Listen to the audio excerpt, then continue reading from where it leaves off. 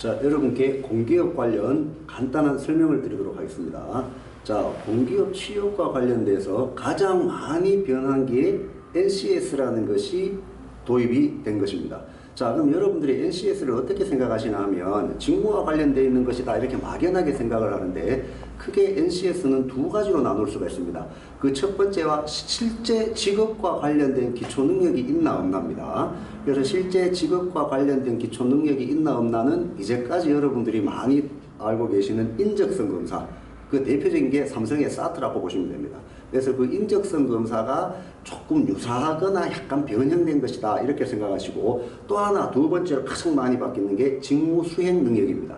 그래서 그 직무 수행 능력이라는 것은 이 사람이 전공과 관련돼서 얼마나 많이 알고 있나, 그걸 이제 판단하는 겁니다. 그래서 거기에서 보면 여러 가지 전공 지식이 필요하고, 그 다음에 수리 능력, 그 다음에 여러 가지 자기 개발 능력, 대인 관계, 이런 거를 다 이제 체크를 하는 겁니다. 자, 그렇게 해서 여러분들이 보셨을 때 NCS 이렇게 했었을 때는 방금 제가 말씀드린 두 개, 업무와 관련된 기초 능력입니다. 기초 능력.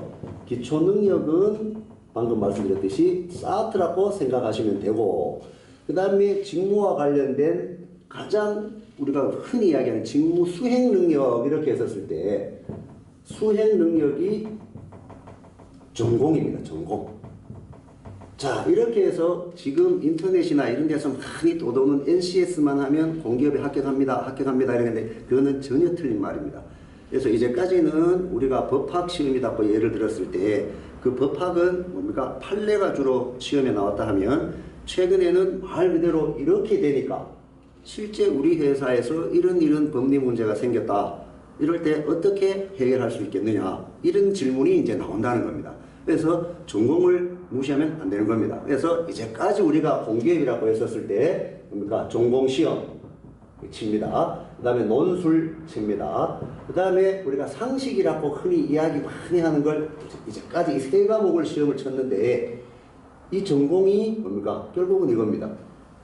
그 다음에 논술, 이건 우리가 자소서에 무조건 해야 되는 거, 이렇게 되는 거고, 그 다음에 이런 상식이 궁극적으로는 기초 능력이 되는 겁니다. 그래서 기존에 우리가 공기업을 준비하면서 공부했었던 것이 전혀 다른 새로운 방식으로 해서 2015년, 16년부터 적용이 되는 게 아니라 기존의 것이 조금 더 변화됐다, 변형됐다 이렇게 보시면 됩니다. 그래서 공기업을 준비하시는 분들은 가장 공통분모가 큰 전공, 그 다음에 상식, 이거는 필수적으로 하셔야 되고, 그 다음에 논술을 해야 됩니다.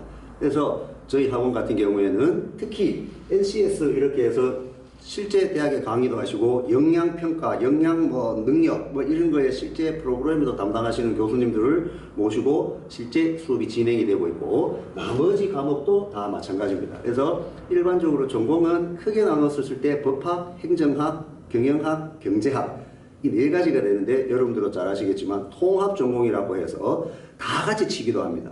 만약에 통합 전공이라고 안 쳐도 뭡니까? 이 NCS의 가장 큰 또 특징이 뭐냐면, 서류 전형에서부터 쭉 해서 면접까지 이 모든 과정에 이게 다 들어갑니다. 요즘에는. 그래서 본인이 전공이 조금 미흡하다 하면 면접 볼 때도 들통이 납니다. 그러면 그 사람은 제외, 이렇게 되는 거죠. 그래서 기본적인 전공은 무조건 하셔야 된다. 그 다음에 자소서, 요즘에 어떻습니까? 첫 번째 관문입니다. 자소서를 쓰시려고 하면 말씀드렸듯이 논술이 돼야 됩니다. 그 다음에 그 자소서를 근거로 면접까지 가기 때문에, 그래서 흔히들 이야기하는 NCS만 하면 된다 하지만 결국은 기존에 가고 별 상관이 없다. 그래서 이것이 가장 큰 공통분모다. 그래서 공기업을 준비하시는 사람들은 특히 기술직렬은 말 그대로 전공 기사 자격증만 있으면 됩니다. 그렇지만 사무직 같은 경우에는 말 그대로 이 전공이 기존에 거하고 똑같다. 네 가지 법학, 행정학, 경제학, 경영학, 그걸 항상 염두에 두시고 공부를 하셔야 됩니다.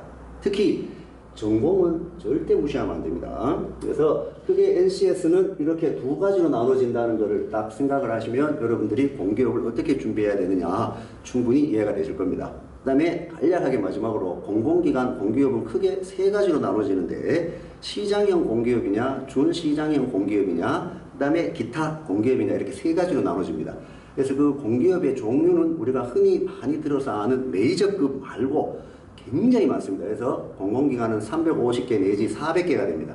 그래서 특정 공기업을 생각하지 마시고 공통분모, NCS 제가 말씀드린 거 이런 걸 위주로 공부를 하시면 충분히 공기업에 취업이 가능합니다. 특히 공기업 같은 경우에는 어떻습니까?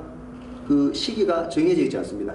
1월부터 12월까지 매주 1년 365일 채용이 있다고 보시면 됩니다. 그래서 조금만 체계적으로 준비하시면 충분히 공기업에 취업할 수 있다는 것을 간략하게 말씀을 드립니다. 이상 마치겠습니다.